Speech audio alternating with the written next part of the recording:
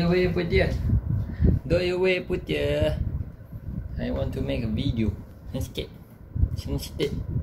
Sensitive put dia. Thank you for your cooperation. Your hair. Ish. Ya Allah dia ni. Kacau kan. Allah. Libas kamera. Oi. Aduh balik. Assalamualaikum dan salam sejahtera semua. So hari ni kita nak pasang SSD ni dekat kita punya PC lah. Sekarang saya pakai Barakuda Seagate punya hard disk. So 1TB. So saya nak tambah lagi 960 tapi lebih kurang 1TB lah SSD. First kita kena tahu kenapa kita nak beli SSD. Kalau nak tingkatkan prestasi kita punya PC nak bagi laju, yang tu dia ada banyak faktor. Mungkin dia punya processor, ya Allah ramainya. Mungkin dia punya processor, mungkin dia punya graphic card, apa lagi, motherboard dan sebagainya lah, dan macam RAM apa semua. And SSD ni salah satu lah. So kalau you guys tak ada masih lagi tak pakai SSD, so boleh upgrade lah. Okay, so video kali ni kita nak jadikan ni sebagai kita punya primary disk, dan gunakan hard disk yang ada dalam PC saya itu sebagai secondary lah, and kita akan wipe out all files yang ada. First, untuk nak beli SSD ni dia ada banyak brand. So first you kena tengok brand yang okay lah. So brand yang Kioxia ni pun saya first time dengar, tapi saya buat research sikit. So Kioxia ni is actually one of the companies under Toshiba, kalau tak silap saya, Toshiba. So Toshiba tak keluarkan SSD, so Kioxia ni lah yang keluarkan SSD. It's a Japanese punya produk. Okay, so apa yang korang nak tengok untuk beli SSD ni adalah ni brand satu. Secondly is the return and write speed. Ada macam-macam.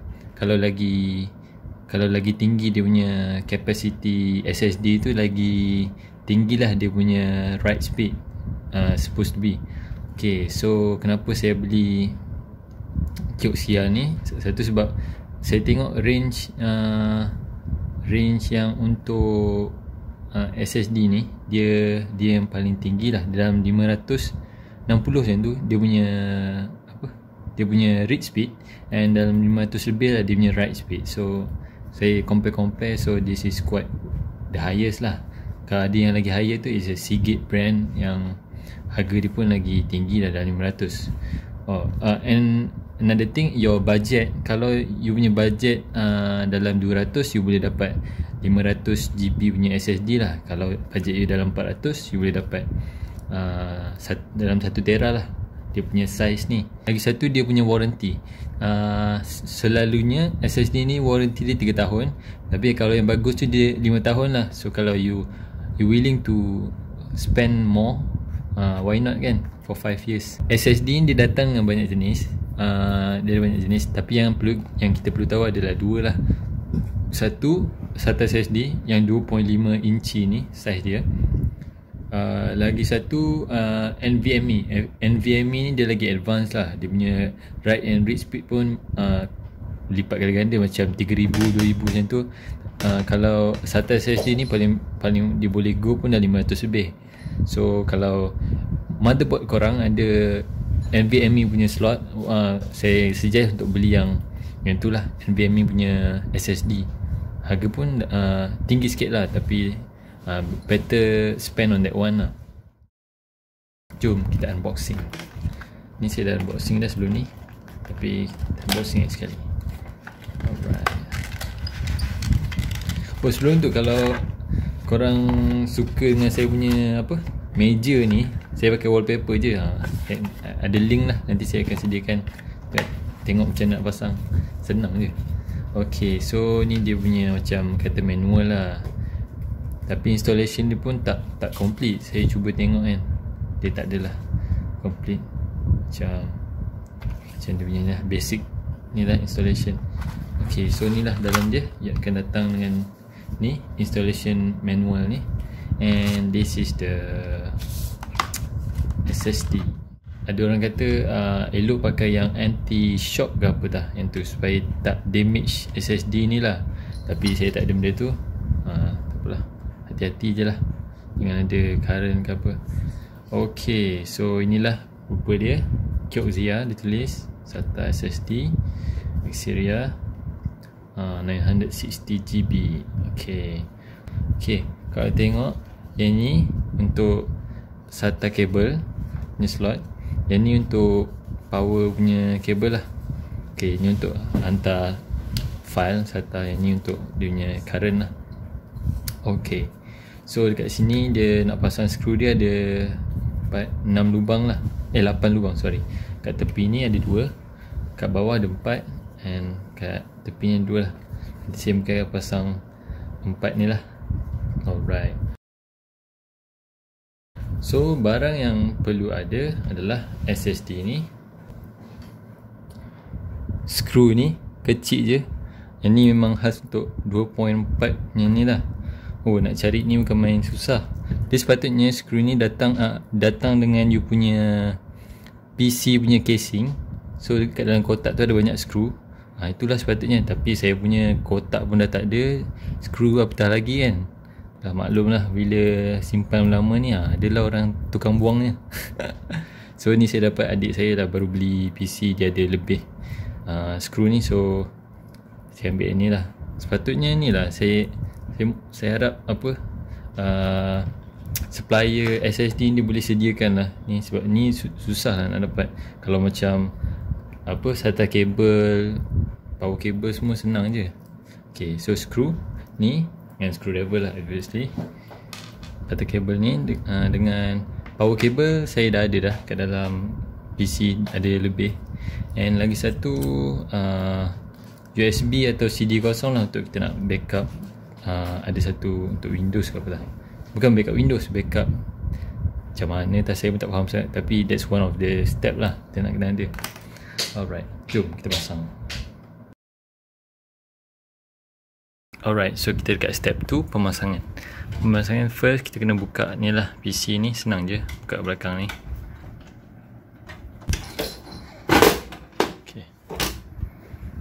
Okay, first kita cuba tengok lah you guys punya PC ada slot untuk 2.5 punya disk bay tak? Macam saya ada 3, 1, 2, 3 untuk 2.5 punya hard disk atau ni SSD. Ni lagi 3 untuk 3.5 punya hard disk lah. Ok, so kita akan pasang kat sini lah.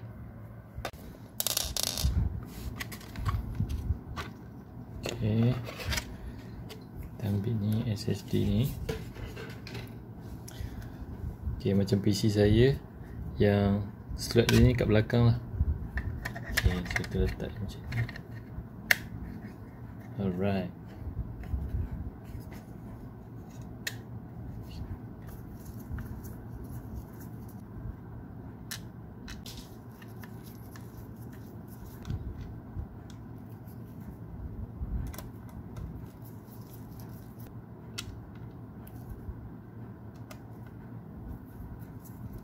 so skru dah pasang, kita slot in je lah balik. Bismillah.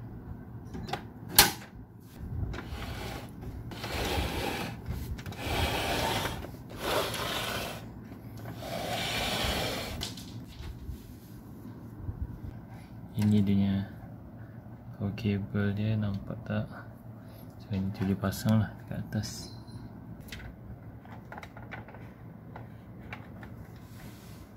Okay, cucuk macam tu. So ni kita masuk kita punya SATA kabel ni kat belah sini. Okay, just ngam. Okay, kalau korang perasan kat korang punya motherboard, dia ada SATA slot ni. Kat sini dia tulis 6G, maksudnya 6GB per second lah.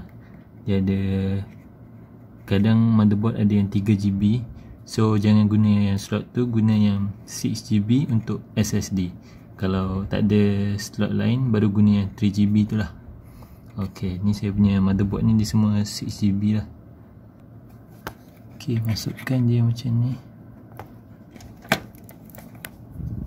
Alright, sudah masuk dah. Okay, so kita dah pasang dah. Jom kita on. So sebelum kita nak clone kita punya disk ni daripada hard disk ke SSD, kita nak scan dulu lah apa yang ada dekat dalam kita punya hard disk. Kita tak nak transfer kita punya virus sekali dekat dalam kita punya SSD yang baru tu. So tak kisahlah anda ada antivirus apa, just run dia punya full scan lah. Ini mungkin ambil masa yang lama lah. Okay, so sekarang kita nak check kita punya komputer ni ada tak masuk kita punya SSD tu tadi. Pergi dekat disk management. Okay, type je disk management. Tekan dekat situ.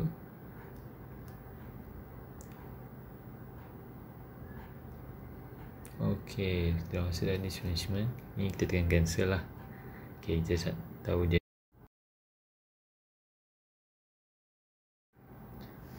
Okay, sekarang kita nak install Macrium Reflect. Cari yang free punya. Type je kat Google Macrium Reflect free. Okay, ambil atas tu Macrium Reflect free. Okay, lepas tu yang belah kanan ni trial version. Jangan ambil yang tu, ambil yang belah kiri, yang bawah. Okay, yang bawah ni home use. Tekan je tu. So dia akan download lah. Tekan continue. Alright, dia akan download lah. Okay, pada habis download, tekan kita run. Okay,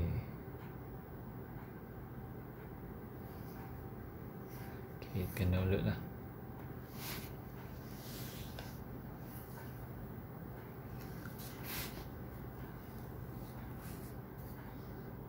Alright, sudah habis download. Okay, dia akan keluar. So kita tekan next.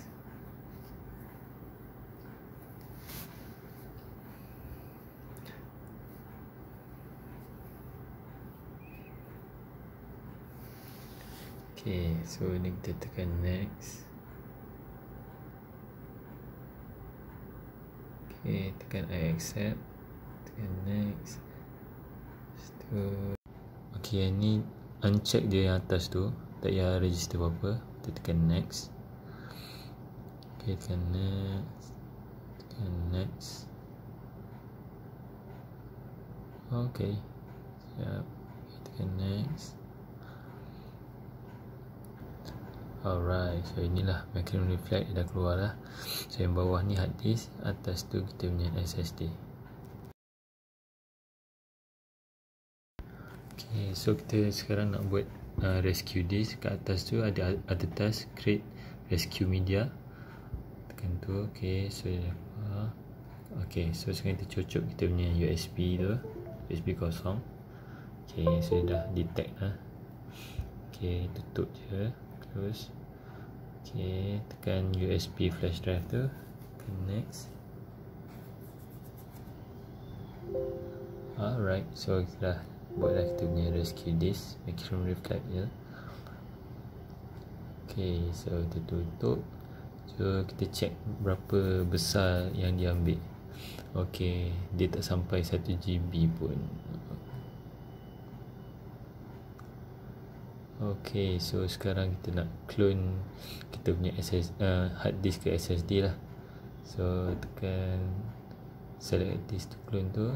Okay, ke bawah tu punya SSD. Okay, nampak dia tulis tu SATA SSD berapa GB. Okay, so kita nak tarik lah partition ni. Tarik je satu, dua. Okay, partition 3, partition 4. Okay, dah penuh kan. Partition 5 tak boleh masuk. So kita undo. Kita masuk partition 5. Tarik. Masuk partition 4. Okay, so kita mod kan. So kat bawah tu dia ada tulis berapa GB. So kita copy yang kat bawah tu. Press undo. Kita undo lagi. Kita tarik yang partition 4. Okay. Okay, so kita adjust tu dekat clone partition properties. Saya tulis balik apa yang tadi tu. Okay, klik OK. So dia akan ada ruang lah untuk partition 5. So tarik partition 5. Alright. Okay, baru muat kan. Okay, so sekarang dah susun dah. Kita tekan next. Okay, schedule tak payah. So next. Okay, so inilah dia punya details dia. Cuba check betul tak. Okay, kat atas tu dia tadi hard disk ke SSD, bukan dari SSD ke hard disk. Okay, okay, betul. Okay, klik finish. Alright, uncheck yang save backup tu. Nak run this backup now. Klik OK. Okay, dia akan ambil masa yang lama lah nak clone ni. Okay, so lepas dah habis install, kita akan restart kita punya PC and masuk kita punya PC BIOS. Okay, so kita dah masuk dia punya BIOS. Untuk nak masuk ni selalu tekan, waktu saya restart tadi, dia akan keluar delete ataupun tekan F2 lah. So saya akan delete tadi. So kita nak setting kat sini. Dia punya setiap komputer dia, motherboard dia beza-beza lah. Dia punya BIOS punya ni interface dia. So saya punya macam ni, Asus. Dia akan tarik yang ni ke atas lah. Ok, so ni kita punya SSD kat atas. Ni kita punya apa, hard disk kat bawah. So tekan save aja. Bismillah. Harap jadi je. Jadi je.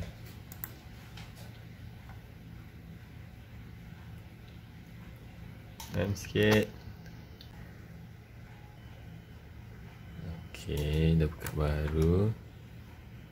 Jom kita tengok my computer. Okay, so kalau kita tengok kita punya SSD ni dah dekat local DC ni. Tengok Windows pada kat sini. Macam saya tahu sebab SSD saya lebih kecil daripada hard disk ni lah sikit. Ni 72, ni 46. Okay, so apa kita nak buat sekarang? Untuk yang hard disk ni nak kena format lah. So cara senang nak format dia, right click, lepas tu format je lah. Ni lepas tu tekan device. Nantilah tekan start. Tapi saya tak nak format dulu. Apa saya akan buat, saya akan shutdown PC ni. Lepas tu saya akan cabut wire hard disk ni, sebab saya nak jadikan dia backup lah. Contoh kalau SSD awak rosak ke apa ke, nak biarkan sebulan atau 2 bulan guna SSD ni biar betul-betul ok. Baru kita masukkan balik hard disk and format lah. Ok, so nanti saya akan buat benda tu. Lepas tu lagi satu, kita nak ingat tak lagi kita ada backup memory flag tu. Kita nak cuba try benda tu. So dia apa-apa jadi dekat ni, kata dia tak boleh nak boot ke, tak boleh nak on ke, kita try pakai ni lah. Dia punya rescue disk dipanggil. Ok, jom.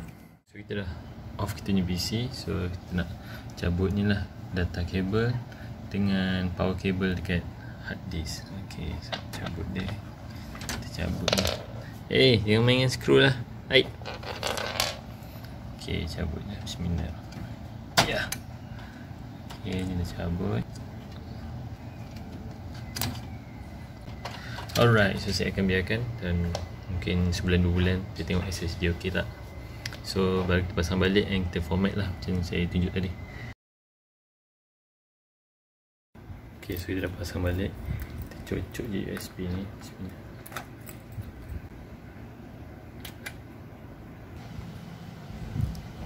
Ok, tekan delete.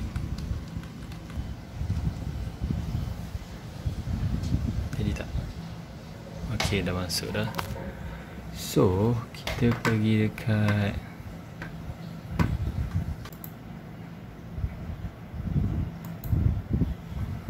kita dah masuk memory flag punya rescue disk yang kita ada dalam kita punya USB. So apa kita nak buat, tekan kat ni fix window boot problems ni. So nampak kita punya SSD kat situ, Kioxia ni. Tu tekan next, tu finish. Ok, restart your PC. Ok, yes. Ok, so kita dah masuk dah. Jom kita tengok my computer. Ok lah. Ok, so kita nak check SSD punya speed ni. Right, and kita search je crystal disk. Ok, dia akan keluar crystal disk mark tu kat bawah tu. Ok, so ambil yang belah kanan, yang warna hijau terang tu. Jangan ambil yang kiri. Ok, dia ada dua option. So ambil lah mana. Ok, so sekarang dia tengah download lah. Disebabkan saya dah download dah install dah sebelum ni. Ok, dah download lah. So kita minimize sekejap. So kita buka kita punya crystal disk mark tu. Ok, ni kita boleh check dia punya write and read speed lah untuk SSD ni. Ok, ni kita punya local DC. Tekan all tu, akan masa lama jugalah. Alright, so kita dah settle dah. So inilah kita punya speed sekarang. Ok, sekarang saya punya SSD dah nak penuh. So speed dia takkan dapat optimal lah, macam kosong.